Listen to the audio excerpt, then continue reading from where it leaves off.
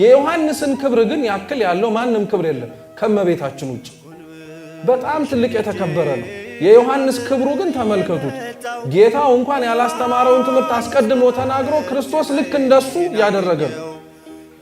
ዮሐንስ ሲያጠምቅ እንደነበረው ክርስቶስም ደቀ መዛሙርቱ ቢያጠምቅም ያጠምቅ ነበር ተብሎ ተነግሮለት የነቢያት ትንቢት በሙሉ የሚጠቃለለው ዮሐንስ ላይ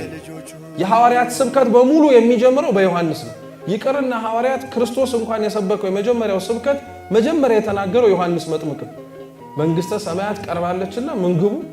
ይሄንን ስብከት ክርስቶስ ከመስበኩ በፊት ዮሐንስ መጥምቅ ነው የሰበከው ምን አይነት መታደል ነው ጌታ ያለውን መድገም አንድ ነገር ነው አይደል እነሱ ያሉትን ጌታ ሲደግምላቸው እኮ በጣም መታደል እኮ ዮሐንስ እንዴት አይነት ሰባኪ ነው ህዝቡ ሁሉ እየተከተለው የነበረ እኮ አጥማቂ እኮ ህዝቡ ሁሉ ይከተለው የነበረ ቃሉን የሚሰማው መምህር እኮ ልክ ክርስቶስ ሲመጣ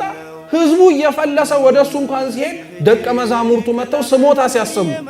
አንተን በሙሉ ይከተሉ የነበሩት ታጠምቃቸው የነበሩት በሙሉ አሁን ተለይተው ያ ያጠመቀው ክርስቶስ የሚባለው ጋር ነው ያሉት አለ ኮሽ እርሱ ሊልቅ እኔ ምን ላደርግ ይባላል ምን አይነት ሰው ነው እኛ በክርስትና ህይወታችን እኮ ክርስቶስ እንዲያንስ እኛ ከፍ እንድልን የምንፈልግ